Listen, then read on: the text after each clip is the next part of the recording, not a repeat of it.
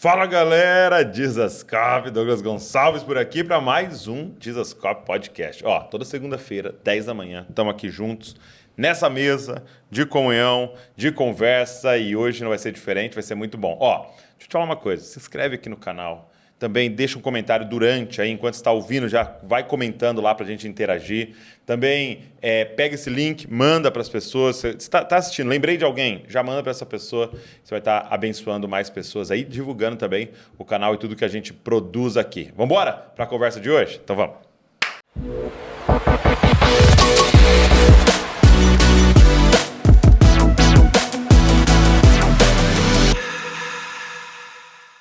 Guilherme Nunes. E aí? E aí? Que honra. Honra minha. Recebeu o segundo dedo de teologia. Boa. O Iago veio, né? Acho que umas 2, 3 semanas atrás, quando saiu o seu episódio aí. E foi um tempo muito legal. E ele comentou um pouco sobre o trabalho que vocês desenvolveram juntos no canal por um tempo e continua, né? Continua. Agora aqui em Montemor, Sim. mas próximos pela internet, agora com o Iago e tudo, a gente continua junto. Legal. E você está mudando para Montemor para ter esse tempo, que vai ficar mais perto de Bragança aqui, hein? Isso, exatamente. Que legal. E aí, e hoje ficou fácil, né? Fazer tudo, dá para fazer tudo à distância, né? Dá para fazer tudo online, né? Isso, exatamente. A gente já estava trabalhando assim, por causa da pandemia e tudo. Ela nos ensinou, né? Exatamente. E a gente desenvolveu cursos e foi desenvolvendo a escola, então estava tudo EAD. Já estava tudo assim, dessa forma. Sim. E aí, vindo para cá, a gente continua. Ele ficou meio choroso, ele vai escutar esse vídeo depois, né? Mas enfim, eu tive que fazer isso. Sim. Essa parte das relações, né, é uma coisa tão ambígua, né? Porque a gente, quanto mais se aproxima, mais dói depois, né? E não adianta, a igreja é missional, ela é apostólica, né? Então, a gente vai se mover, né? E essa parte é a que mais dói, né? Apesar de hoje a gente conseguir ficar bem conectado, né? Isso, exatamente. A presença é sempre insubstituível, mas eu acho que tem momentos que a gente precisa decidir partir, decidir deixar. Teve portas abertas que Paulo não entrou, né? Então, acho que isso nos ensina muito. Tem momentos que a gente deve partir, porque se ficar a gente pode prejudicar até o outro, pela forma que a gente está. E esse ano foi muito difícil para mim, enfrentei muitas crises, foi um período de problemas psicológicos acentuados no ministério e tudo. E eu percebia que se eu ficasse no lugar onde eu estava, eu não serviria o lugar onde eu estava. Eu precisava de um novo ambiente direcionado por Deus. E no meio de todas essas crises, eu perguntava a Deus se era isso mesmo, se eu tinha que sair dali. E foi quando eu aprendi que eu tinha que desistir de algumas coisas. Uau. E para mim, ministério tem disso. Ministério é você aprender a desistir. Se você não aprender a desistir, você não sobrevive no ministério. E é a parte difícil que a gente tem que abrir mão de coisas que a gente quer. Eu queria ficar bem com o povo que eu conhecia há muito tempo lá. Só que eu precisava de desistir desse momento meu lá para poder abraçar um outro momento que eu sabia que era preciso para a minha vida. Sim. Então, eu disse várias vezes assim para minha terapeuta, mesmo no ministério pastoral, a gente pode entrar nisso depois, mas eu dizia sempre para ela, dizia assim, olha, eu preciso ir porque, por exemplo, eu amo o Iago. Sim. Preciso ir por conta disso. E pode parecer estranho, mas eu sei que aqui eu posso ajudar mais ele lá do que eu estando lá, nesse momento que eu estou. Uau. Eu acho que descobrir o seu momento, descobrir em que passo você está na sua vida é importante para você não prejudicar as pessoas, porque você pode prejudicar as pessoas e saber os limites até onde você pode caminhar junto com alguém. Muito bom. Tem um livro que até estou no meio dele, chama A Estrada Menos Percorrida. Um clássico assim, de psicologia. E um dos capítulos ele fala, e até uma coisa que é difícil às vezes ser, também com quem passou, ele fala da boa depressão. Né? E aí ele começa a descrever isso, de quando o seu interior alguns chamam de ego, do seu, né, até uma parte inconsciente, ela começa a perceber que ele vai ter que abrir mão de algo. Ele começa a perceber que tem uma parte que está morrendo e que você vai ter que deixar. Entendeu? Ele entra nesse processo de deprimir, de tipo, eu não quero abrir mão, eu não quero largar, eu não quero que morra, né? E aí ele falando disso, dessa boa depressão, que até um terapeuta não pode atrapalhar, né? Não, vamos fazer um negócio assim para você ficar feliz. Não. Porque tem que morrer aquilo ali. Exato. Tem que largar, tem que abandonar. Só que são processos. Quem está dentro... Eu acho que uma das coisas que a gente vive na nossa geração hoje é muito do riso. Enquanto que o riso pode curar, mas a tristeza também. Sim. E, às vezes, tudo que nós precisamos é de um tempo de lamento mesmo. Um tempo de tristeza. Eclesiastes fala muito, eu prefiro ir para um velório, eu prefiro ir para um enterro do que para uma festa. Porque ali você começa a ter mais consciência da vida. Porque a vida é muito complexa. E sorrir é complexo. Para você sorrir de verdade, pode parecer muito simples, mas existe todo um processo ali para aquele sorriso aparecer. Também é a tristeza.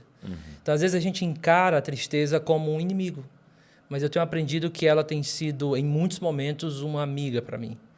E desistir, para mim, sempre foi um ato de covardia. Até eu conhecer a tristeza, a boa depressão, e entender que a maior coragem que eu poderia ter em alguns momentos da minha vida era desistir. Então, eu acho que todo pastor precisa respirar fundo e dizer o seguinte: essa batalha eu preciso perder. Esse campo de batalha não é meu. Esse campo de desafio não é o meu desafio.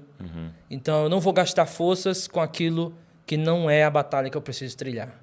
E aí chega um momento dele que ele vai ter que olhar para a igreja dele e vai dizer assim: aquele não é o meu campo de batalha agora.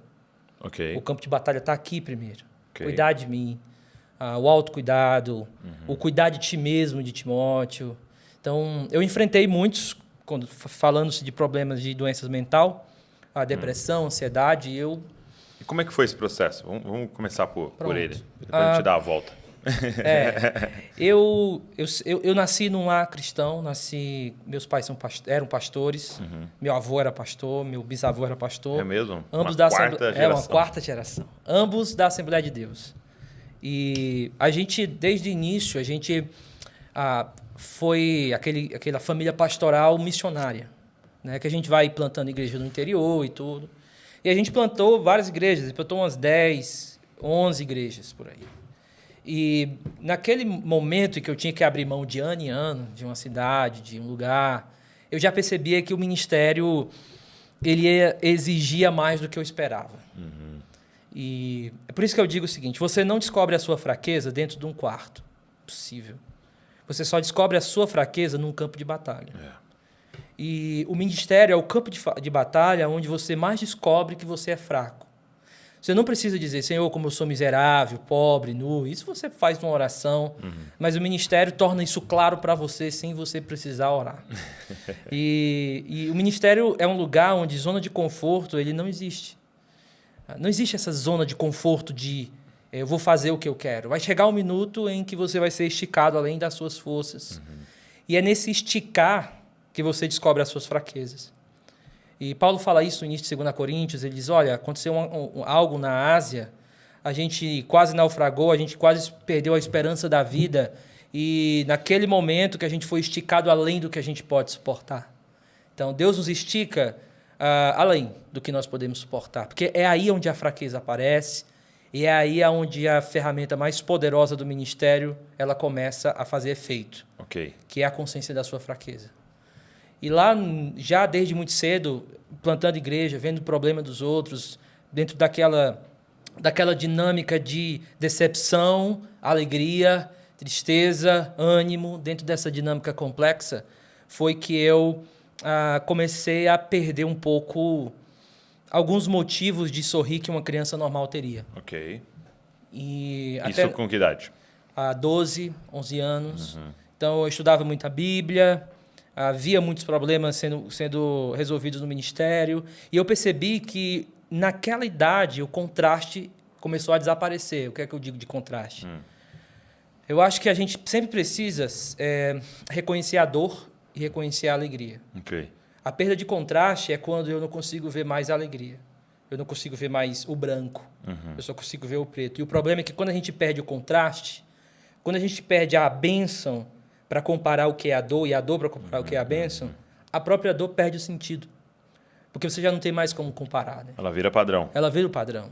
E aí você perde o propósito da dor. Você vai perdendo o motivo dela existir. E naquele momento eu já fui perdendo um pouco disso. Fui perdendo esse ânimo. Na psicologia se fala muito de jovens de segunda cultura, que são filhos de pastores, que nascem num ambiente onde eles têm uma cultura que, querendo ou não, é um pouco diferente da cultura dos membros normais, que seria o quê? Uma ideia de que ele perde amigos muito fácil quando ele precisa viajar, ele nem sempre tem coisas que ele não pode fazer e tudo mais. Seus horários, né? Os horários, aquelas outras coisas, algumas coisas que eles escutam que outros não escutariam na infância, e erros dos pais nesse processo ministerial. E eu lembro que, desde esse tempo, eu já comecei a me sentir com o coração mais para dentro, melancólico. Abracei a música, tanto que minha segunda formação é de música. É mesmo? Sou licenciado em música, com especialidade em piano clássico, e o piano clássico foi um abraço que eu precisava. Naquele momento, minha família teve um grande problema ministerial. Os meus pais se separaram. Houve uma queda também do meu pai com relação ao casamento. E houve um rompimento assim, dentro do casamento deles. E eu lembro que a tristeza chegou de uma forma especial para mim. Sim. Que era aquela tristeza de você não tem tempo para você precisa cuidar da sua mãe, mas esquece um pouquinho de mim, mas eu vou estar lá quando você precisar. E aí, quando minha mãe caiu em depressão, começou todos esses problemas, foi quando eu comecei a estudar a parte mais acadêmica da teologia. Ok. Mas era como uma fuga para mim. Era uma fuga. Era uma fuga. A música era uma fuga. E eu comecei a descobrir que a Bíblia pode ser uma fuga mental. Talvez a boa fuga, talvez. Mas... Se for escolher uma fuga... Se for escolher, prefira essa, né? E eu lembro que meu coração, eu não dormia em casa mais, eu dormia na igreja, eu me dedicava a ler a Bíblia sem parar, de Gênesis a Apocalipse, sem parar, porque eu não queria pensar nos problemas. Entendi. E foi quando a gente veio para uma cidade do Ceará, chamada Maranguape. A gente começou a gente não estava mais no ministério e começamos a ter muitos problemas ali, financeiros e tudo. E foi ali onde eu descobri Quantos anos aí? Aqui eu já tinha 14 por aí, Tá. 15. E ali nesses momentos assim, foi onde eu descobri como é dormir sem luz, sem energia paga. Uau. Né? Chegou nesse nível. Como é comer sopa durante a semana, porque não tem outros alimentos nem dinheiro para comprar. E eu via meus irmãos meio que se afastando também dos caminhos do Senhor. E eu tentava encontrar motivos para me afastar do caminho do Senhor, mas havia algo mais forte que eu. Até minha mãe perguntava para mim, você vai querer ser pastor ainda? Porque desde de criança eu queria ser pastor. Eu via o meu pai como o meu herói. Só que as coisas foram desabando, né? E aí foi quando eu disse para ela, eu ainda quero. E ela sempre dizia para mim assim, meu filho, não faça isso não, você vai destruir a sua vida. Ela falava? Meio que os traumas dela, isso né? Ser vocacionado mesmo. E algo dentro de mim dizia que eu tinha nascido para aquilo. Não necessariamente para ser um pastor, mas para estar ali servindo. Eu era algo mais forte. Havia motivos na minha mente para eu ficar decepcionado com alguma estrutura eclesiástica, sim. confundir as coisas e botar a culpa na igreja, enquanto foi um problema pontual. É porque hoje a gente tem alguns desigrejados que confundem isso, né? Colocam a culpa no corpo de Cristo de algo que foi algo pontual a uma instituição, generalizando. Ou às vezes é uma tudo. pessoa. Uma pessoa específica.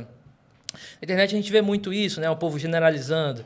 Por que as igrejas fazem isso? Exato. Vocês vão, peraí, cara. É comum agora, principalmente nessa época agora de política que a gente viveu, os evangélicos. Falei, cara, qual evangélico?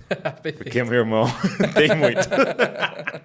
Em que estado mental também. Exato, né? Eu também.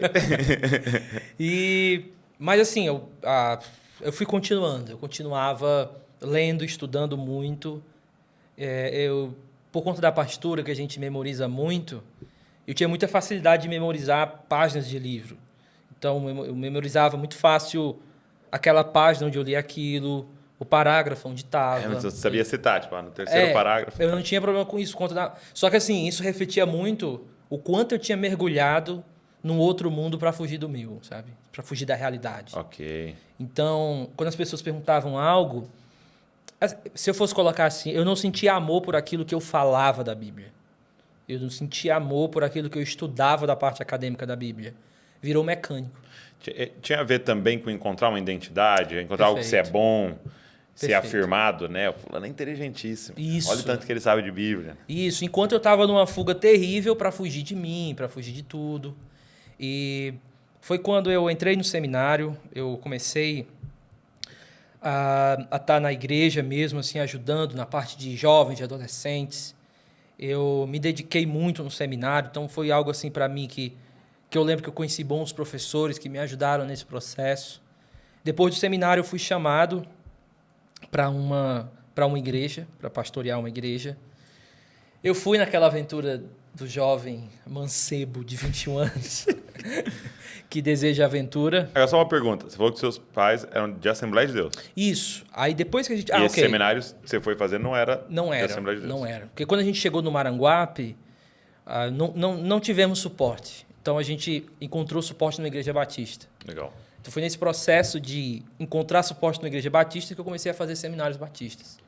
Entendi. Aí você foi convidado para pastorear uma igreja batista. Pastorear uma igreja batista numa cidade próxima de Fortaleza, ali, do Ceará. E lá era uma igreja que o pastor tinha abandonado a igreja. Então os irmãos estavam meio que sem saber para onde ir. Era uma cidade pequenininha, um nível de violência assim bem acentuado.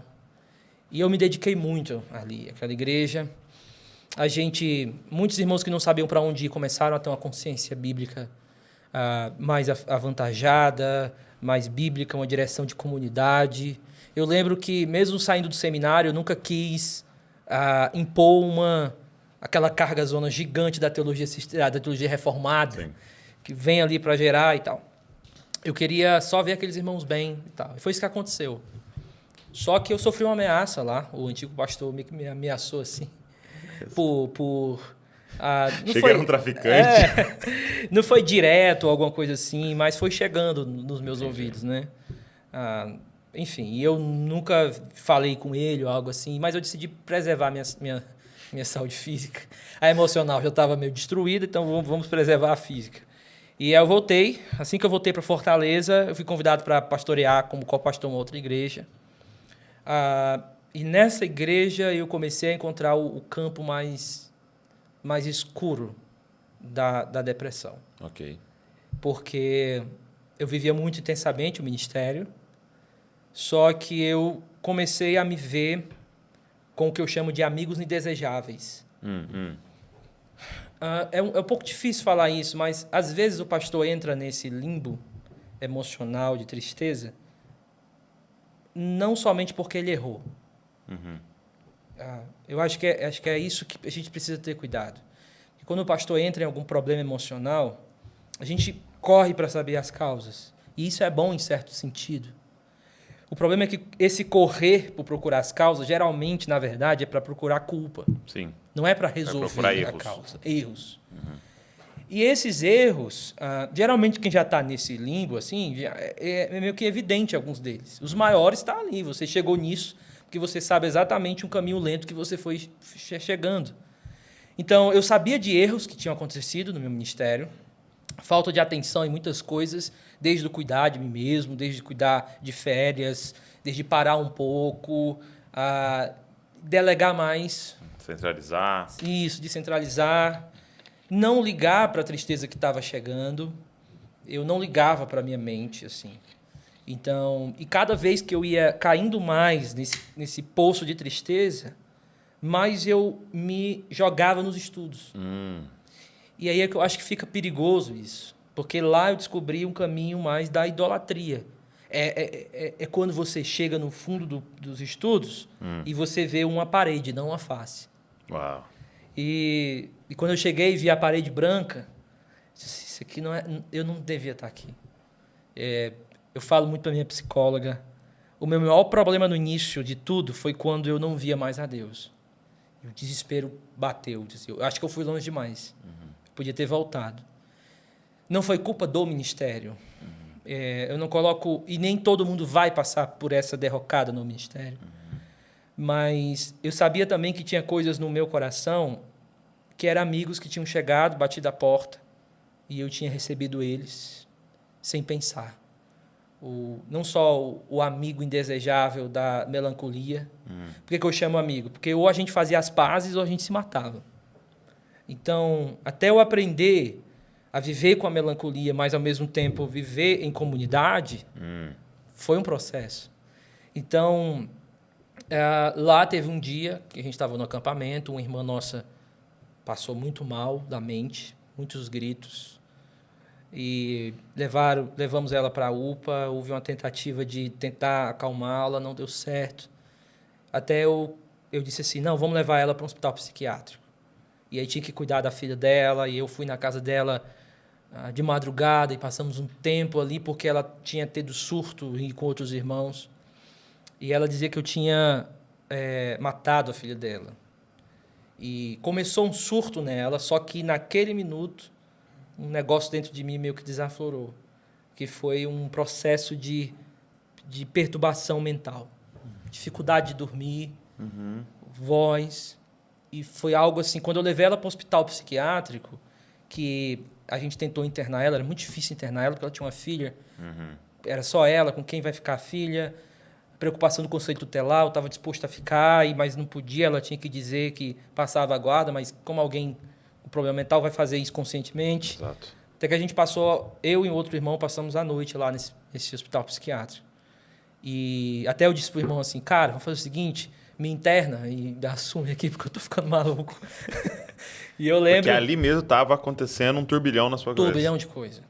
Eu acho que tudo aquilo que eu reprimi começou a aparecer. É por isso que ministros precisam ter muito cuidado. Porque a gente sabe, colocar debaixo do tapete não é resolver problema. E certas melancolias nossas, certas coisas e tristezas precisam ser resolvidas. Senão elas viram um monstro, chamado amargura. E a amargura, ela não é só aquele sentimento de mal-estar com alguém, porque alguém fez isso com você. Com uma memória ruim. Não é uma memória ruim. Não é tanto o outro mais. A amargura é só sobre você agora. É uma lente? É uma lente, perfeito. O mundo vira amargo para você. Porque, e o pior, porque a amiga da amargura é a inveja. Oh. E a inveja, ela é, antes de tudo, questionar da sabedoria de Deus, né? Então, a inveja não é porque que eu tenho e o outro não tem. A inveja é porque Deus deu isso para ele e não para mim. E a amargura com o outro vira amargura para Deus, para com Deus. Deus, por que o Senhor deu isso a fulano e não deu para mim? E eu perguntei muito isso a Deus. Deus, por que o Senhor deu saúde mental a fulano e não a mim, como eu queria? Por que isso aconteceu comigo nesse processo e não a mim? Só que isso era inveja. Sim. Era o questionamento da sabedoria de Deus. Há um lugar para lamento. Só que o lamento também, ele é uma linha muito tênue para você entender e pensar o seguinte, espera aí, será que eu não cruzei a linha e comecei a colocar a culpa em Deus, em vez de olhar para mim, em vez de me sentir cuidado por Deus? Então, naquela noite, foi um divisor de águas. Eu cheguei em casa, até então eu era casado, e pela primeira vez eu caí no sofá assim, e disse assim para minha esposa, eu tô maluco. Fiquei maluco. E eu tinha uma igreja para cuidar. E a partir daquele dia eu começava processo muito doloroso de ouvir vozes, de não conseguir dormir, ansiedade altíssima. Generalizada. E eu tinha uma teimosia, né? A minha teimosia era não querer médico. Então, é mesmo? Eu não queria de jeito nenhum. Terapia, tudo para lá. Não quero nada disso. Só que... E aí vem o Iago. Porque o Iago foi o cara que... Ele sempre ia lá em casa, a gente gravava juntos, e ele me perturbava todo segundo. Cara, tu precisa se tratar. E eu disse, ainda não estou pronto para isso. Ainda não estou pronto para isso. E quanto mais eu entrava nesse poço agora, de uma forma mais perturbada, vamos dizer assim, mais eu mergulhava no estudo teológico. Então era a única coisa que eu conseguia fazer. E cuidava da igreja, pregava, tinha agenda para pregar. E eu lembro que quando eu ia pregar em certos estados e tal, quando eu entrava no hotel era um alívio. Como se eu disse assim, meu Deus do céu, eu vou me trancar aqui para proteger as outras pessoas, que minha mente não está bem. E tudo isso, eu comecei a ter uma ilusão de que eu podia esconder isso de todo mundo. Ok. A vergonha de ser um pastor e ter que admitir, eu não estou bem. O medo do julgamento de pessoas, de tentar achar todos os problemas, o que foi porque faltou isso, faltou aquilo. E eu sempre disse assim, rapaz, ninguém como eu sabe o tanto que faltou coisa na minha vida. E foi que eu tive uma piora, tentei tirar a minha vida muitas vezes. E aí chegou o ano de 2022. Eu disse para os alunos, estava dando aula agora, eu disse para os alunos assim, gente, é muito bom dar essa última aula para vocês, porque esse tem sido o pior ano da minha vida, né? E até eu piorei muito. Aí eu comecei a frequentar o psiquiatra. Em 2022? Em 2022. Isso quanto tempo depois do fato lá da mulher ser isso foi em internada? 2016. Uau, 6 anos depois. Isso. A minha terapeuta ficou olhando para mim até ficar calada, assim. Você teve sorte de ainda estar aqui. E eu sei que foi a mão de Deus me protegendo. Na minha teimosia, né? Sim. Mas assim, eu sei que eu já tinha me prejudicado muito. E foi quando eu comecei a frequentar... Aí eu não frequentava ainda terapia. Eu queria a área da psiquiatria, que é só um remédio e tal. E eu comecei a perceber certas pessoas com resistência à terapia. E eu entendo que existe muito por parte de alguns pastores, que eu já ouvi falar e tudo, essa resistência porque confundem terapia com aconselhamento. Existe uma relação. Mas a terapia ela é mais sobre escutar e direcionar comportamentos do que o conselho ativo da Bíblia que vem. Sim. E, às vezes, esse profissional da psicologia, de uma boa escola, um bom profissional, ele já lida tanto com esses comportamentos repetitivos que fazem relação até com alguma patologia, que eles vão saber direcionar você melhor. E, às vezes, a gente fica muito orgulhoso. Poxa, eu sou pastor e o membro da minha igreja está indo procurar um psicólogo, uma terapia. E a gente tenta ficar com esse ciúme besta de uma coisa que a gente não compreende. Sim. Então, eu comecei a frequentar terapia, até que chegou um tempo, um momento que a minha ex-esposa chegou para mim e disse que queria ir embora. E para mim aquilo foi um baque, foi agora em julho. Uau. E ainda eu estou em cima dos cacos, assim. Porque havia muita relação com a minha depressão e tudo. E foi difícil continuar. Eu lembro que eu passei um mês sem me levantar. E eu desisti várias vezes na minha mente. Do tipo, Deus, eu não vou fazer mais nada. Deus, comecei a tomar remédios muito fortes. E até que chegou um dia em que meu irmão foi lá na minha casa, ficou comigo. E eu comecei a sentir o cuidado de Deus, assim. E o Iago todo o tempo ali perto de mim, né? O Iago, enfim. O Iago ligou logo assim e disse assim, Valvister, pois, cara, como é que tu vai sobreviver, né? Tipo assim, tu... Por quê? Porque naquele minuto, financeiramente, porque naquele momento eu disse assim, eu preciso parar de ser pastor. Sim. Eu preciso... E minha igreja tinha me dado alguns meses para eu pensar sobre isso. E foi a maior, até agora, desistência da minha vida. Eu entendi que eu tinha que desistir não só daquele modelo de pastorado, mas entender que eu precisava me tratar profundamente. Não tinha como eu me tratar na batalha. Não tinha como eu me tratar no ministério. E eu acho que essa é uma ilusão que a gente sente. Às vezes a gente acha que a gente pode se curar fora do hospital. E o hospital ele pressupõe pausa. Pressupõe parar, ficar em cima de uma cama. Sendo cuidado e não cuidar. Então, para mim foi muito difícil ficar sem cuidar de alguém. É tanto que eu comprei um cachorro. Aí a minha psicóloga disse assim, tá vendo, você não consegue parar de cuidar de ninguém. E eu sentia muita vergonha, porque eu estava saindo assim da minha comunidade para o bem deles. Eu não estava entendendo o que tinha acontecido no meu casamento. E eu me via realmente esmagado, assim. E pela primeira vez, Douglas, eu não conseguia ler nenhum livro. Primeira vez? Isso foi me desesperou, porque era o meu lugar de me jogar e acabar o mundo. Sua fuga, né? Minha fuga. E eu não tinha mais a minha fuga. E eu não tinha mais, eu não tinha força para orar, entende? Só que nesses momentos foi onde eu senti a minha teologia começando a ferver. Eu percebia que não tinha sido à toa a palavra de Deus que eu tinha lido. Que naquele momento, por mais dor que eu tinha sentido, eu não conseguia abandonar o Senhor. E aí até eu entender que, na verdade, era Ele que nunca ia me abandonar.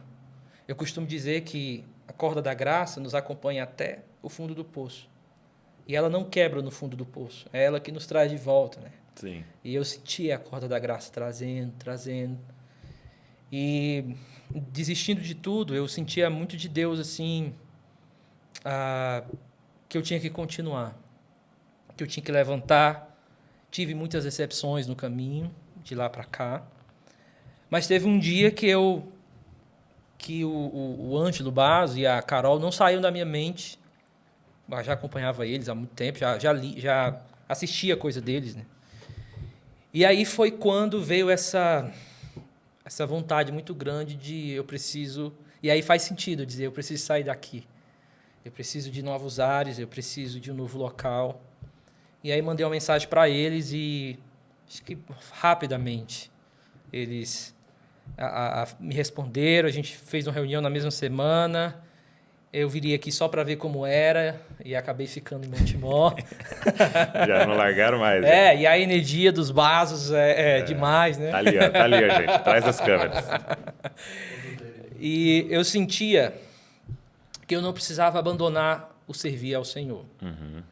O que eu sentia é que eu não precisava ser pastor ordenado nos termos de regiões do Brasil que a gente conhece como é um pastor, né? Que vai variando um pouco. Eu percebi que eu tinha estudado, que eu tinha passado esses momentos de fuga nos livros, e tinha um propósito em tudo isso também, que era o auxílio a pastores, a líderes. E eu pensei, cara, eu não posso estar lá no campo de batalha com eles agora, porque minha mente não suporta. Mas eu posso estar auxiliando no amolar as facas, no amolar as espadas. Preparar uma espada e dar na mão dele. Isso, tá aí.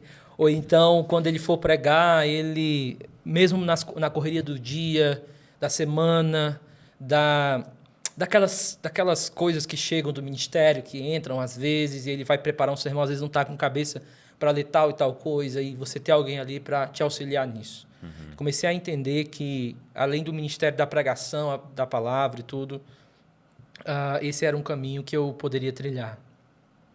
E a convergência foi meio que algo assim, bem convergente mesmo, né? Porque eu sou um continuista, eu acredito na continuidade dos dons.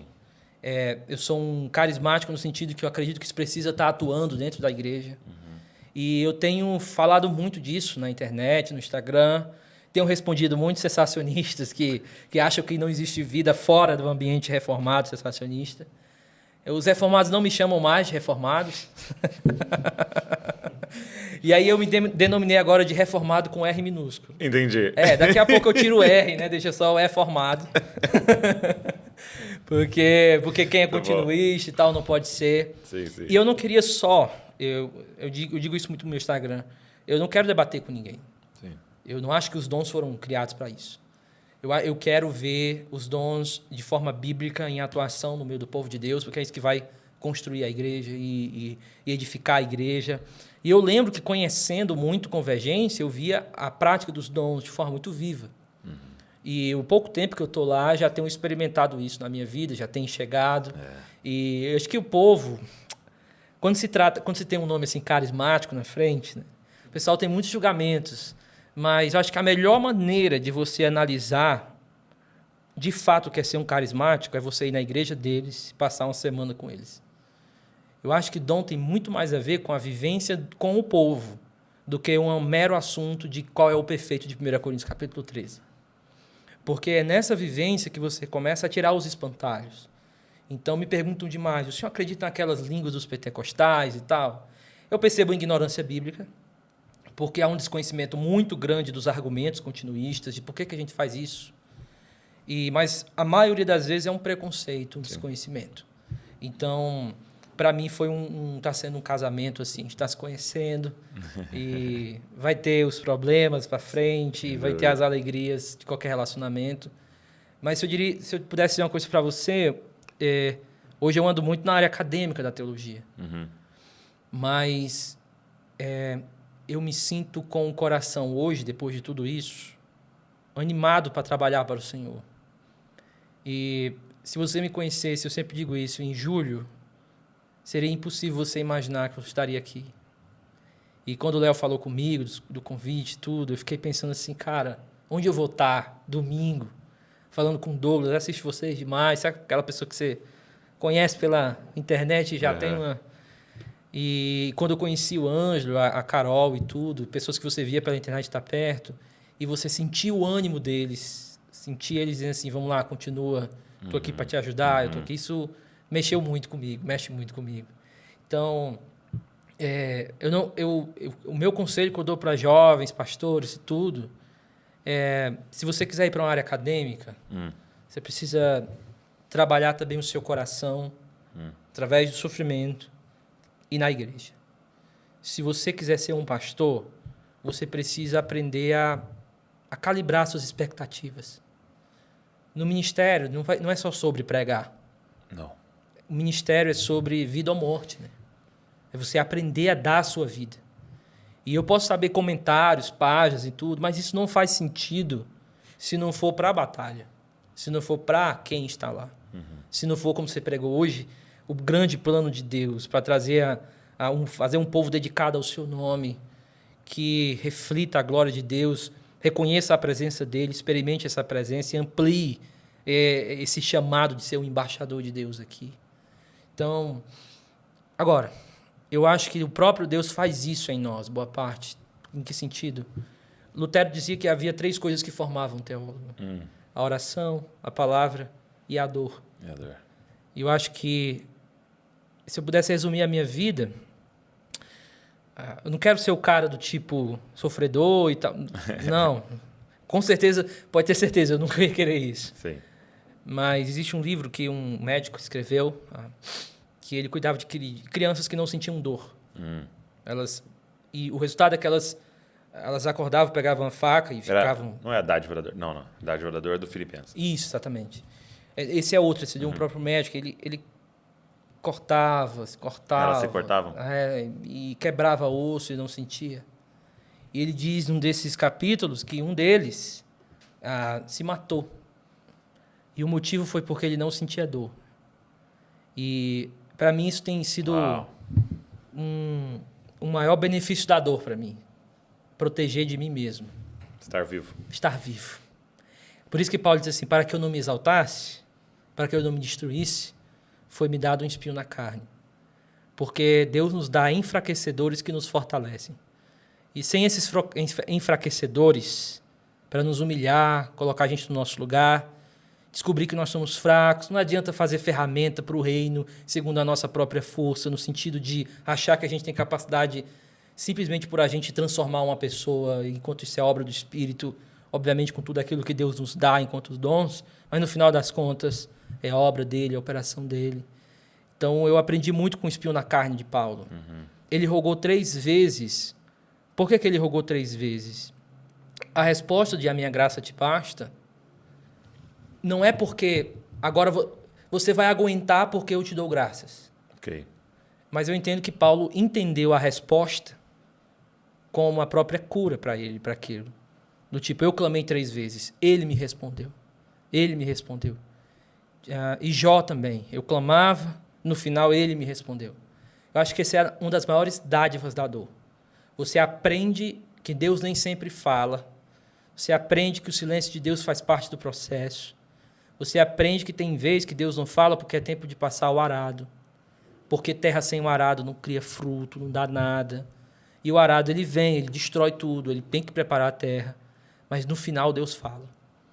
E eu tenho aprendido a ouvir Deus. E a ouvir Deus por meio de tudo isso que eu passei. E eu entendo que aprender que ministério é sobre intimidade com Deus, porque é Ele que é a nossa força, é o fim último de todo ministro. Então, a teologia não serve para debates.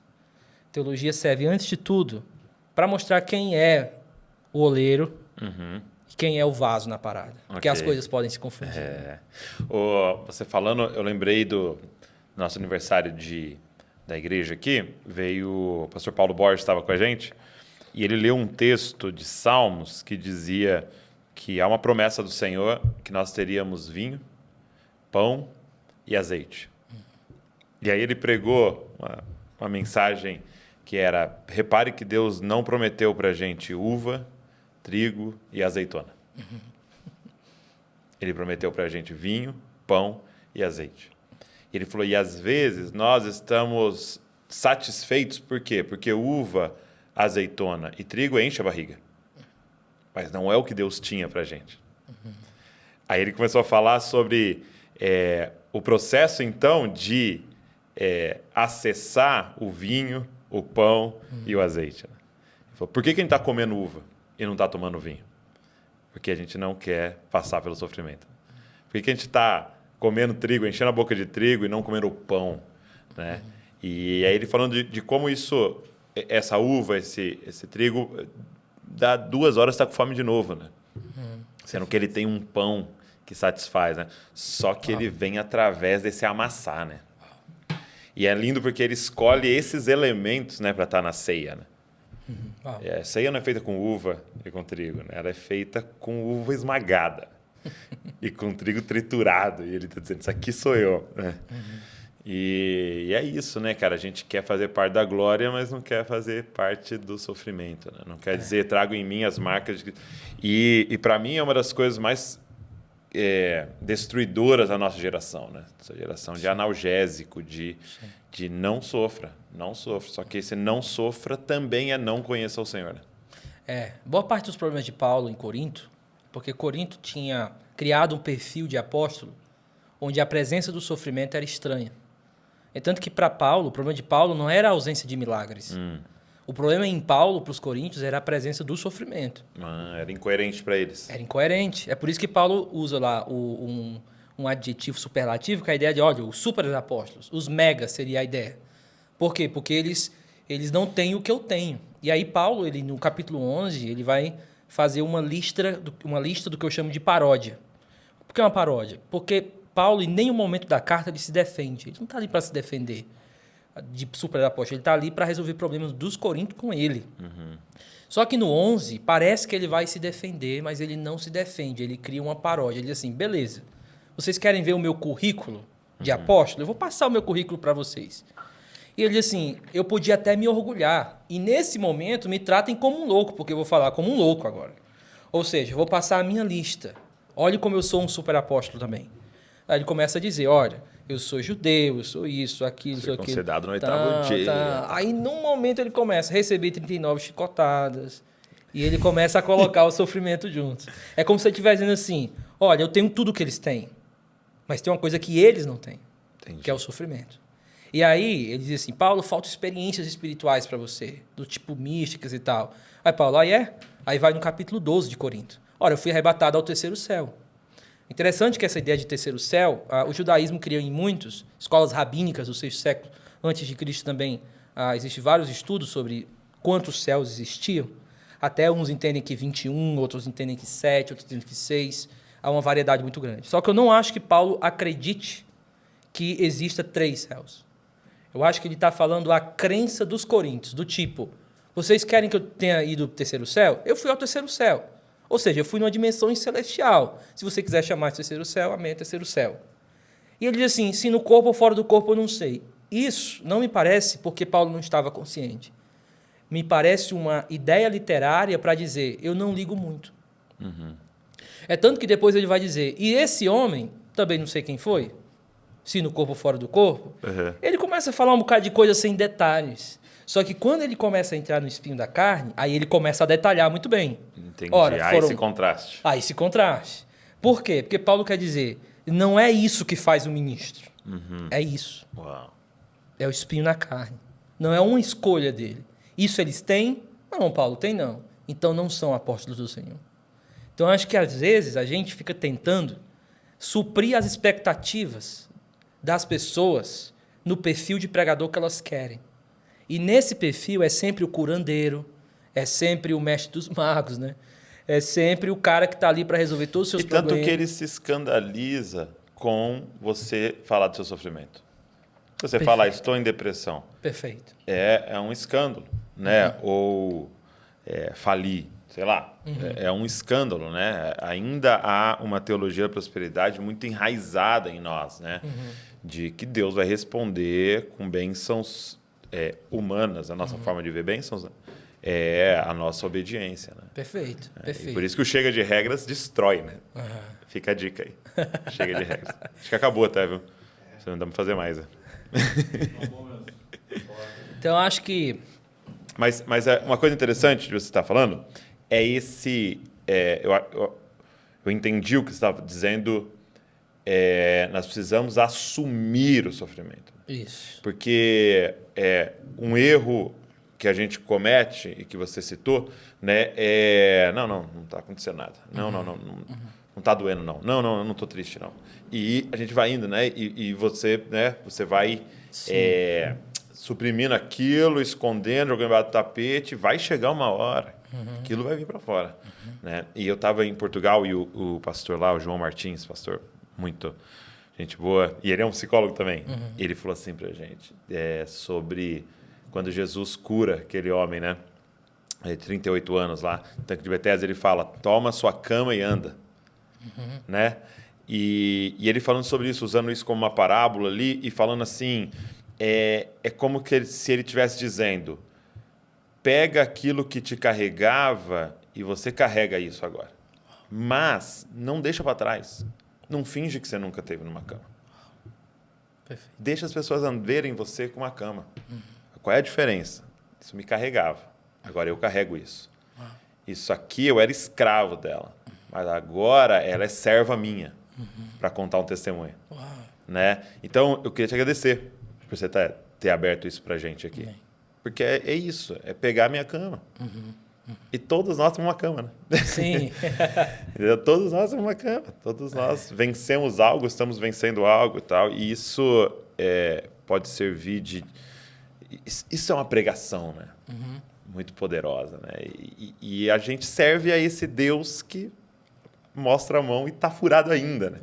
Que poderia não estar mais furado no corpo glorificado, né? Poderia desaparecer. Plástica celestial. E está lá.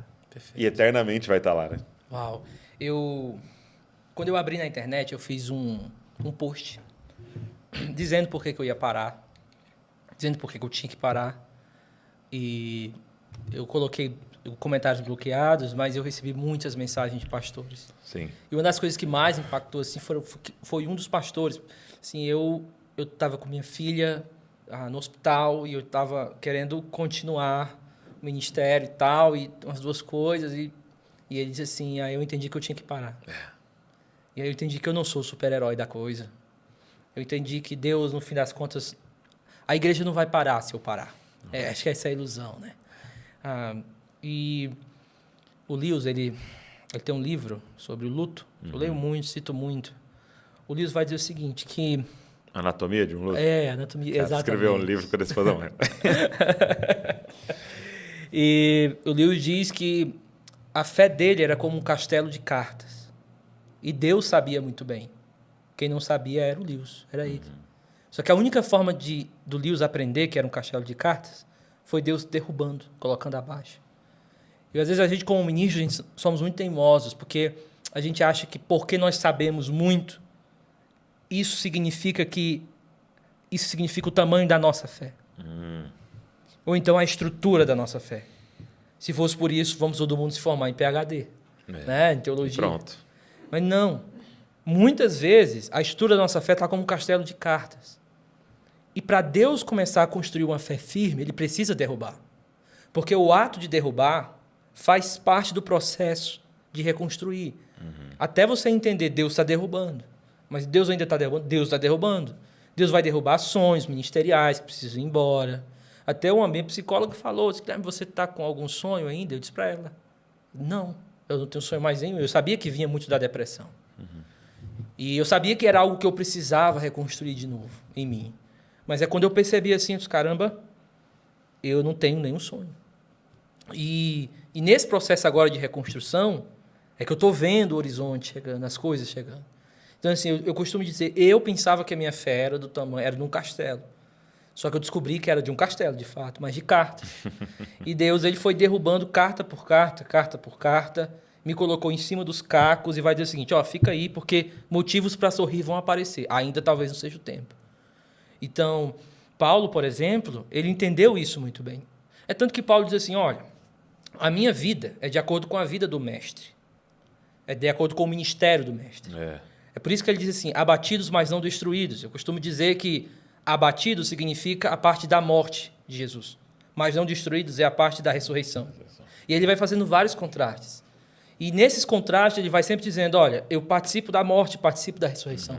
E ministério é ser esticado quase a ponto de morrer. Aí na hora de morrer, Paulo diz lá, mas nós cremos no Deus que ressuscita dos mortos. Exato. Então o ministério é uma tentativa de quase destruição de Deus de nós, para ressuscitar um novo eu, para ressuscitar um novo Jesus. Sim.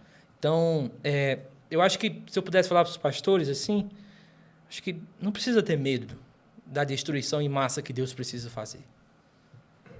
Não precisa ter medo. Dói, mas é necessário, porque Deus não te vê como uma máquina. Deus te vê como filho. E o pastor é filho de Deus. Se ele perde isso na identidade dele, ele não vai ter um motivo para ele fazer alguma coisa para o pai dele. Então, eu perdi os motivos e Deus, para não me perder, ele foi destruindo passo a passo várias coisas da minha vida, até me deixar assim, peraí, você vai ter vergonha de abrir isso ou não? Hoje eu não tenho vergonha de falar isso. O que eu digo é, de forma quase que de um clamor, pastores, se vocês não cuidarem de você mesmo, o maior destruído de tudo vai ser a igreja, não vai ser vocês. E eu disse no post lá, eu parei para proteger a igreja do Senhor também. Proteger de quem? De mim mesmo. Então, é baixar um pouquinho a Cristo e entender, olha, cara, minha mente não está boa, meu coração não está bem, eu não estou dormindo, eu não estou fazendo exercício físico, eu não estou comendo direito, eu estou com preocupação, e quando eu vou aconselhar, aquele peso e aquela carga dos problemas dos outros tem entrado no meu coração, eu não estou conseguindo fazer distinção.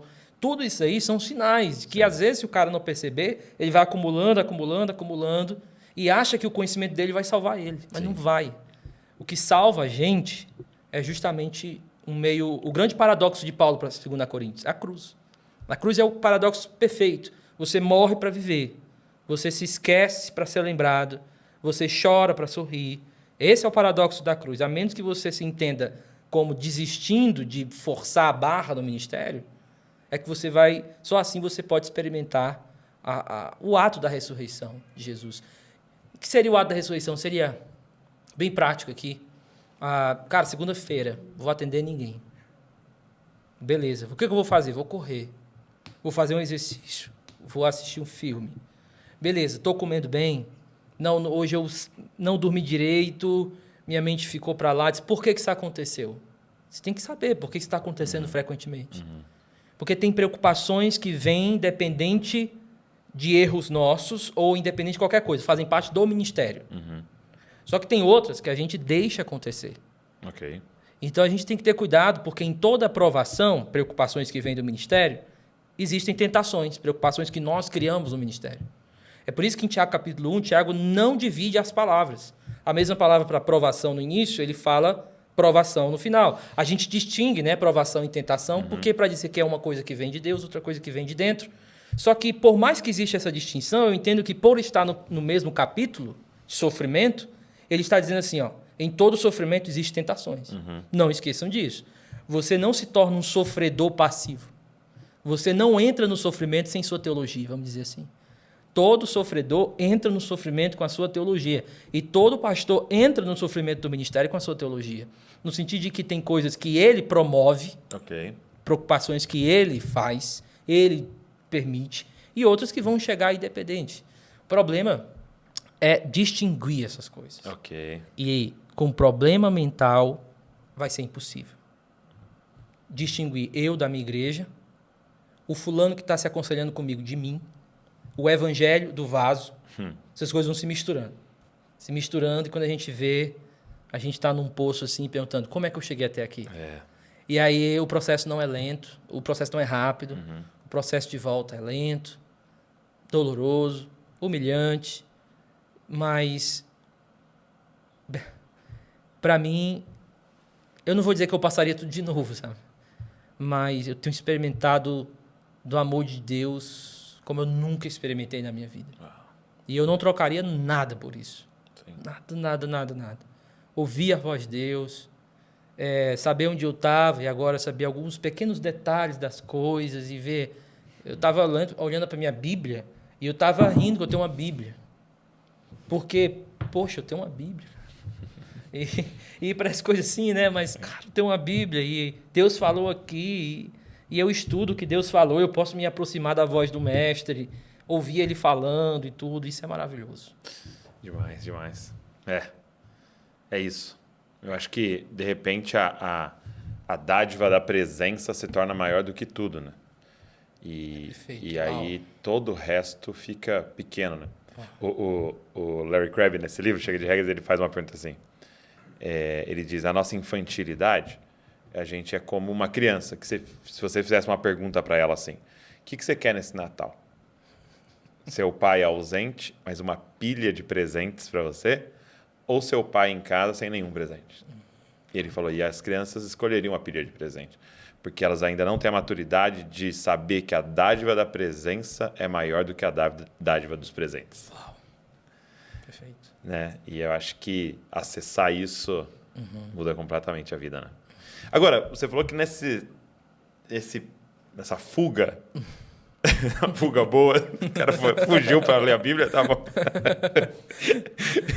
Se tem que fugir, gente, tá aqui, foge. Você acabou que muitas pessoas te conhecem em relação às línguas originais. Né? Eu vi até que nas suas tatuagens aí é grego? Grego, exatamente. Grego. Aqui é 2 Coríntios 4:7. Temos, porém, esse tesouro em vaso de barro, para que a excelência de Deus. Aqui é abatidos, mas não destruídos. Olha só. Muito legal. E como é que começou o interesse pelas línguas originais? Então, bem cedo, meu pai já estudava teologia e ele já tinha alguns livros lá de grego. Só que eu pegava, folheava, aprendia João 1:1, assim, do grego e tal. E aí passou o tempo. Seu negócio era decorar. Era, o que eu pudesse decorar era fácil para mim. E aí foi passando, eu entrei no seminário e logo nas primeiras aulas eu conheci o Dr. Roque Albuquerque, que foi o meu mentor teológico. E ele disse assim, cara, tu gosta de teologia sistemática, né? Eu disse assim, gosto, amo. Pois tu vai sair daí. Vou trazer você para teologia exegética e teologia bíblica. E eu disse assim, duvido, porque eu gostava muito de apologética, estava descobrindo também mais o lado calvinista, você fica um chato pra caramba, desculpa os calvinistas. Você fica insuportável. Não é a fase da jaula, é pior que isso, é a fase do burro, cara, é a fase do jumento, é pior do que a fase da jaula. Entendi. Porque você não sabe o que está fazendo. E assim, eu tava... fala com propriedade, quem sabe. E ainda quer falar alto, que nem quando o jumento fica... Fala em caixa alta. Exatamente. E assim, você fica meio afunilado. Porque toda idolatria, ela é muito... Ela possui reducionismo, né? Então, quando você é idólatra de algo, por melhor que ele seja, você reduz as funções daquele algo. Entendi. Então, as pessoas reduzem muito quando está numa idolatria do calvinismo, por exemplo. A questão de predestinação e tudo, enquanto tem mais coisas envolvidas. Então, eu estava lá e foi dito e feito. Ele começou a me ensinar muito. Ele vinha dos Estados Unidos, ele tinha acabado o pós dele em grego. E aí, quando ele chegou, ele começou a passar muitas provas. De alguma forma, eu conseguia fazer e me dava bem. Só que ele começou a pegar pesado. Ele me chamou para estudar com ele, fazer as pesquisas dele. E aí foi quando o grego, para mim, eu amo de coração. Mas eu não vejo o grego como algo superior a quem tem uma tradução. Eu não gosto disso. Na verdade, os meus alunos, se usarem grego no primeiro ano comigo, eu dou nota baixa. Para eles não podem usar na pregação. Assim. Os alunos presenciais. Os EAD a gente manobra. Mas por quê? Porque eu não acho que é para isso que o grego existe. Não tem um... eu ia te fazer essa pergunta, já que você entrou nela. Qual é a vantagem de estudar as línguas originais? E, claramente, lógico que é para você saber, mas é que há tanta tradução com pessoas Perfeito. PhD do PhD lá nos Estados Unidos, não sei aonde, fazendo a tradução, qual é a vantagem de estudar? Perfeito. Olha, alguns vão dizer que é para confirmar as traduções. Ok. Eu também acho um pouco básico demais, porque para confirmar uma tradução você pode pegar e comparar com outras e outras, que é o que geralmente se faz, o pastor mais ocupado que está ali. Sim. A escola antiga de grego, ela era muito decoreba. E ela se via apenas para traduzir. Se você pegar por essa escola antiga, não tem propósito você aprender grego. Sim. Mas, assim, a nova linguagem que a gente está passando, os Estados Unidos, em 1989, isso começou em Canadá, passou por uma revolução nos estudos do grego. Em 1988, um cara chamado Stanley Porter, ele lançou uma monografia de grego, que é um boom no mundo linguístico. É mesmo? É um boom nas traduções, causou um alvoroço. Por quê? Porque ele começa a dizer que os verbos gregos não possuem relação com o tempo, passado, presente e futuro. E ele começa a identificar isso em línguas antigas, e a gente consegue identificar isso até em algumas partes do russo e algumas partes do alemão. Foi que ele disse, olha, perceba que tem momentos em que Paulo está falando do passado e usa uma forma presente. Por quê? Perceba que tem momentos que Paulo está falando do futuro, mas está usando o presente. Então, parece que o propósito dos verbos gregos não é dizer se aquilo aconteceu no passado, no presente ou no futuro. Por quê? Porque nós temos palavras para isso. Agora isso aconteceu, depois disso, nesse momento. Ou então eu cito, e o anticristo virá. Ou seja, eu sei que o anticristo não está aqui. O verbo virá só pode ser no futuro. Ele começou a dizer que, na verdade, os verbos gregos é como se fosse o nosso negrito itálico. É negrito itálico? E sublinhado? E o sublinhado, né? E de que tinha momentos que os gregos, quando queriam chamar a atenção para um ponto, eles usavam uma forma verbal, o negrito, vamos dizer assim. Tem momentos que eles não querem chamar a atenção, mas olha, isso aqui é só background, isso aqui é só pano de fundo. Não presta muita atenção nisso, não. Só que tem outros que eles querem dizer assim, ó, cara, esse aqui é o meu ponto, é aqui onde eu quero que você chegue. Aí eles usavam os verbos. Então, nessa nova teoria linguística que meu professor trouxe, a gente trouxe, foi o objeto da minha monografia. Eu participo do ciclo linguístico do Stanley Porter, em Canadá, via EAD. E foi muito bom conversar com ele, porque ele disse que é algo que ele ainda está lutando para lá e aqui já está desenvolvido. Eu já pude ensinar isso a algumas turmas. O ponto todinho é, quando eu estou lendo, por exemplo, um texto como o da parábola do filho pródigo. Isso, o que muda? Pronto. Nessa nova? Tem uma forma verbal que é para te dizer detalhes. Detalhes do tipo, cara, preste atenção nisso. Mas não foca muito não, é um detalhe. Né? Eu gosto de usar muitos filmes do Tarantino nas minhas aulas. Né? E um filme do Scorsese, que é aquele Taxi Drive. Porque ele usa várias camadas assim. É como se fosse assim, tem um verbo que é o autor principal, o ator principal bem na frente. Como se ele tivesse assim, ó, aqui é o ponto, como eu falei. Vamos dizer que esse ponto principal aqui, da parábola do filho pródigo, não seja o filho mais velho. Apesar dele ter alguma proeminência dentro da história dele. Dentro do capítulo inteiro, ele usa uma forma verbal para o abraço do pai com o filho. Então, é como se ele estivesse dizendo, aqui está o ponto máximo que eu quero que você preste atenção. Tem pessoas que ficam prestando atenção em outra coisa do texto. Entendi. E os gregos, como é uma língua que se desenvolveu dentro do teatro, eles tinham aspectos visuais muito mais acentuados. Então, por exemplo, tem uma forma verbal, que é o auristo, que não indica passado. Ele, na verdade, indica ações de background, pano de fundo. Então, e Jesus foi para uma região e lá se sentou, pano de fundo. E conversando com Simão, não sei o quê, pano de fundo. E aí a mulher se aproximou. Opa, agora primeiro plano. Aí ele tem um verbo, Aí uma muda forma de verbal verbo. que... Tá. Isso, aí te aproxima. E a mulher se jogou no chão e começou a chorar. Aí outra forma verbal, primeiríssimo plano. Dizendo assim, ei, chegou no ponto da narrativa. Então, quando você abre o grego, por exemplo... Então, a gente está com uma Bíblia em grego aí. Então, eu não Esse é o Novo Testamento. Esse aqui é o Novo Testamento, Tá. da Tyndale House, é uma das edições mais novas que tem. É muito bonito. A diferença dele... Mostra ali para aquela câmera. Ó, a diferença dele é que ele tem esse preto aqui, que eu acho belíssimo. Belíssimo. E que ele... Tem uma fonte também, né? Tem uma fonte muito belíssima. legal. E a fonte dele é diferente.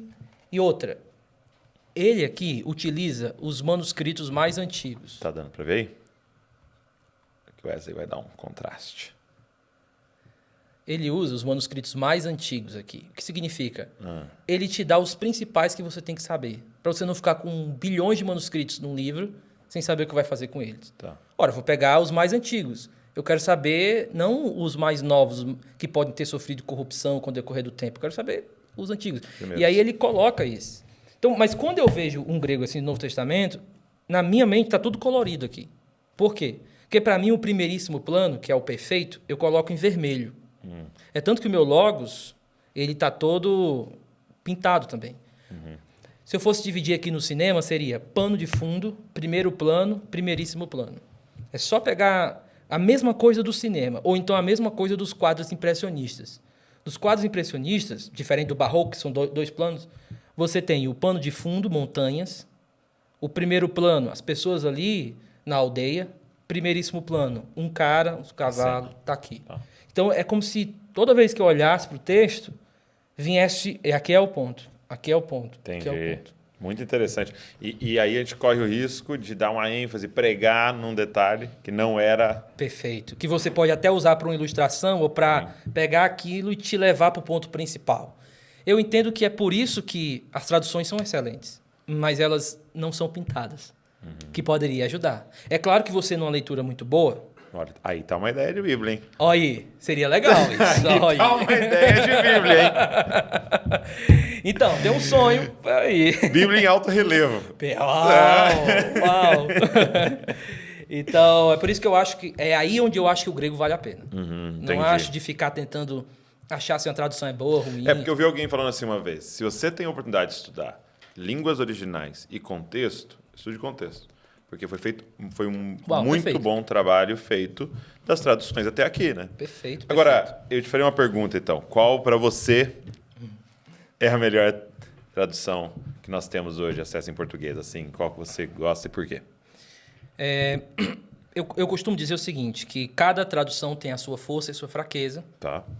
E eu fiz uma crítica até, os meninos que estão fazendo a revisão, os eruditos estão fazendo a revisão para a NVI em português, eles entraram em contato comigo com a minha crítica, né? Mas foi mal, galera. Eu acho que a NVI... Foi mal, galera. Eu acho que a NVI em 1 Coríntios, ela sofre com conexão de ideias. A NVT já não tem esse problema. A ARA, ela sofre muito com conexões de ideias em Tessalonicenses e em Romanos. Só que a NVI é 10 em Romanos. Aí complicou, né? Então... Precisa fazer uma Bíblia com Romanos e... Perfeito. Então, qual é a minha base de comparação agora? Todas as Bíblias têm a sua força e sua fraqueza. Por isso. Tá. Porque a NVI, por ser dinâmica demais, ela não pode ficar prestando atenção muitas vezes nas conexões. O que ela precisa, na verdade, é dar uma linguagem que te explique o todo. Essa é a ideia da tradução dinâmica. A tradução dinâmica não liga para palavra por palavra. Ela pega uma ideia inteira, né? Uma ideia, isso é excelente Sim. na hora de um preparo de um estudo ou na hora até de falar para o povo. Né? Você está ali direto, ler, né? ideia Em voz geral. alta, né? Então, o que eu faço hoje? Eu uso várias Bíblias e dependendo do livro, eu olho mais para um ou mais para outro. Ah, tá. Só que o que eu faço? Qual é o meu padrão? São os novos avanços linguísticos. Então, quando eu pego, por exemplo, essa ideia de verbos, de aqui está o primeiro plano, aqui é o ponto principal, eu olho uma tradução e vejo assim, ela não está ajudando a chegar nesse ponto principal. Então, essa é a minha luta com algumas traduções. Entendi. Isso se resolve se você pega e compra algumas Bíblias. Uma formal. A O formal... que é uma formal? Tradução formal não Palavra significa... por palavra, não? Pronto, ela vai além disso. Ela quer colocar na ordem sintática do original. Então, por exemplo, se no grego, que é a ordem sintática do grego, é verbo, objeto e sujeito. O sujeito vem geralmente no final da oração. Para a gente isso é impossível, né? Senão fica louco. Então, sujeito é sempre no início para a gente. A tradução formal vai tentar colocar de alguma forma o verbo no início, vai tentar colocar o objeto aqui e dar um jeito de colocar o sujeito aqui no português. Então, formal, porque ela vai seguir as formas Entendi. gramaticais do grego. Aí vai ficar aquela coisa muito... Aí vem o nosso termo, formal mesmo. Às vezes umas coisas assim que você percebe, poxa, mas é complicado entender isso aqui. Porque ela não está ligando para o sentido do todo. Ela está ligando para o sentido das partes. Tá. Só que quando você vai, por exemplo, para uma Ara. Agora, o pessoal costuma chamar a ara de dinâmica. Mas, a meu ver, a ara está entre dinâmica e formal. Tá. Isso é excelente. Por quê? Porque agora você tem algo já da dinâmica para a ideia como um todo, mas ainda tentando seguir a ordem do grego. Quando você vai para a NVI, você já tem uma dinâmica que eu chamo de dinâmica mais livre. Não é uma dinâmica em puro senso. Por quê? Porque ela já não liga tanto para a ordem das palavras, coisa que a dinâmica ainda liga. Na verdade, agora, essa dinâmica livre, ela vai entender, ela vai querer não só te dar o sentido do todo, ela vai querer te impactar com aquela tradução. Então, o que ela está trazendo do original? Não é só o conteúdo cognitivo, é o pathos. Ela quer trazer a emoção. Uau. Então, a NVI ela é bem mais complexa, porque ela não quer somente... É o que a gente chama de efeito locucionário e perlocucionário. Então, por exemplo, o locucionário é... não está quente aqui, tá bem. Então, eu digo assim, cara, está quente aqui, locucionário. Qual é o efeito que chega em você? Coisa do ar-condicionado. Então, isso tem no grego, que é a locução e o efeito. Ele quer trazer também para o português. A locução e o efeito. Né? Então, e aí vem a NVT, que está um pouquinho depois da NVI, que aí a preocupação agora já é mais poética. E, por último, você tem a Bíblia Viva, NTLH e tal, que aí já... mais a paráfrase, né? Então, o que é o meu conselho? E a mensagem que está lá no... Não, a mensagem a gente perdeu. Então, mas que é lindo, né? O cara que fez ali é muito poético. Perfeito. Eu gosto muito de paráfrase. Não sou uma pessoa que... Por quê? Porque eu não acho que o cara escreveu, pensando em fazer uma NVI. Exato. Né? Não tem esse propósito. O que é que eu indico para pastores, líderes, crentes que quer fazer um bom estudo bíblico? Compra outras bíblias. Na internet você já tem, online. E não custa nada você fazer uma comparaçãozinha. Sim. Caso você perceba que existe uma distinção muito grande, por exemplo, a Ara coloca lá em 2 Coríntios capítulo 3, e nós contemplamos como por um espelho. Já a NVI coloca como nós refletimos como por um espelho. Uau. Então nós temos contemplar e refletir. A NVI foi mais esperta aqui. Por quê?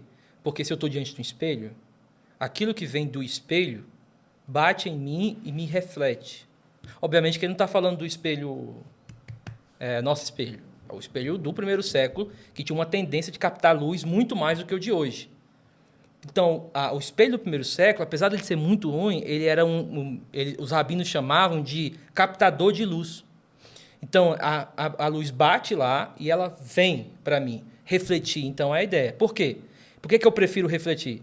Porque pressupõe que você está contemplando. Não tem como eu refletir sem estar na frente. Então, olha, tem uma diferença. Já te dá as duas ideias juntas. Exatamente. Entendi. Ora, se eu tenho só uma, por que não essa? Mas contemplar também serve. Serve, porque às vezes nós mesmos definimos contemplar, no contexto, como refletir e a gente não percebe. Então, isso enriquece o estudo bíblico. Não está aí para confundir as pessoas. Está aí mais para dizer, olha, a gente quer ser sincero com você, houve uma tradução, e não é o original, não é, mas é uma tradução boa. E caso você tenha dúvida, ainda tem outra possibilidade aqui que podia ter. Então, acho que tudo isso... Tem professores de grego que batem muito nas traduções. Eu não faço isso, eu amo demais cada tradução que tem. Reconheço as fraquezas de algumas por conta da metodologia que eles usam, mas eu entendo que se o pastor está ali para fazer, o ministro, sei lá, um bom estudo, compara, faz uma comparação, tenta entender por que ele fez aquilo. Por exemplo, quando é que eu posso criticar uma tradução? E aqui eu vou fazer uma crítica... Bem, não me... vem da minha cabeça. Então, cuidado, não siga o que vem na... Vozes da minha cabeça. Vozes da minha cabeça. Fontes, né? Fontes. 2 Coríntios é uma das cartas muito complicadas. Se a gente pegar as próprias traduções, a gente vai perceber que eles têm momentos que você diz, ei, galera, aqui ficou complicado entender. E aí a gente vai ter que ir atrás de explicar para o nosso povo, enfim, com ilustrações, e a gente sabe internamente que a gente pode perder a força, né? O texto diz que a glória no rosto de Moisés devanecia. Como se Moisés tivesse medo, porque a glória estava saindo, e aí eles colocavam o véu. Ele colocou o véu. Não quero que as pessoas percebam que a glória está diminuindo mesmo. Só que a palavra devanecer lá, ela passou por uma reformulação desde que Bauer, na época que estava vivo, que é o nosso principal dicionário, é o que gera as nossas traduções. Ele mudou de ideia. E ele entende que lá a palavra não seria devanecer, mas bloquear. A ideia de que Moisés colocou o véu não porque desvanecia, mas para bloquear a glória. Uhum. E a ideia é, por que Moisés queria bloquear a glória? Para que o povo não visse a glória e morresse, porque estava em pecado. É por isso que ele diz, e nós com o rosto descoberto, por quê? Agora, aí ele diz, porque temos confiança agora. Que essa glória não mata mais. Isso, é por isso que ele começa a dizer assim, porque nós temos confiança de que agora, com o rosto descoberto, nós refletimos, e a ideia dele não é só que eu não preciso mais bloquear, Jesus não precisa mais bloquear a glória para mim, ou outro. É porque nós podemos refletir, receber dessa glória e refletir dessa glória. Então, existem duas possibilidades interpretativas. Se você entende como desvanecer, se você entende como bloquear. Então, é por isso que vale a pena um estudo em casos críticos. Vai ter isso em todo canto? Não. Poucas vezes, se eu fosse listar aqui, para fazer bem didático, você vai encontrar problemas de tradução em Apocalipse, Gálatas, 2 Timóteo, 2 a Tessalonicenses e 2 Coríntios. Ok. Problemas sérios. Assim. O resto, você percebe que é só a mesma coisa, não adianta ficar... Duas formas de falar ali. Isso. E o conselho é para quem está começando a ministrar e captar essas coisas, é nem citar isso. É de preferência não confundir as pessoas no púlpito e ir direto para o que você concluiu em casa, nos seus estudos e tudo. Então, muito bom.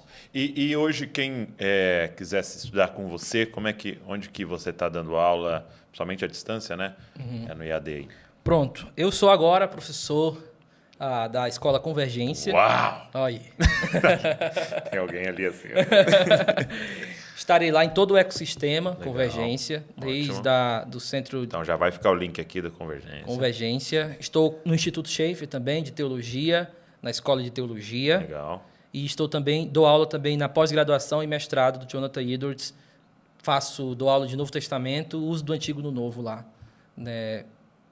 Só essas matérias no mestrado. Quem quiser, tudo é AD, por enquanto. Vou deixar todos os links aqui, então, para vocês irem atrás aí, estudarem. Meu amigo, muito obrigado. Valeu demais, viu? Que papo abençoador, viu? Amém. Para mim obrigado pelo seu coração, por ter também aberto um pouco mais aí das algumas coisas pessoais, intimidade, a fim de abençoar essa galera. Obrigado mesmo. Valeu, eu que agradeço. E, poxa, eu estou emocionado de estar aqui. E valeu, tamo aí. O que vocês precisarem de mim, estou aqui para ajudar. Já estamos pertinho. Ótimo. Muito bom, obrigado você que ficou com a gente aqui até o final. E como eu disse lá no início, se você lembrou de alguém, se esse papo você acredita que vai abençoar alguém, cara, pega esse link, manda nos grupos, se inscreve no canal, deixa comentário aqui, curte o vídeo. Nós estamos juntos. Deus abençoe você e não se esqueça, você é uma cópia de Jesus. Valeu.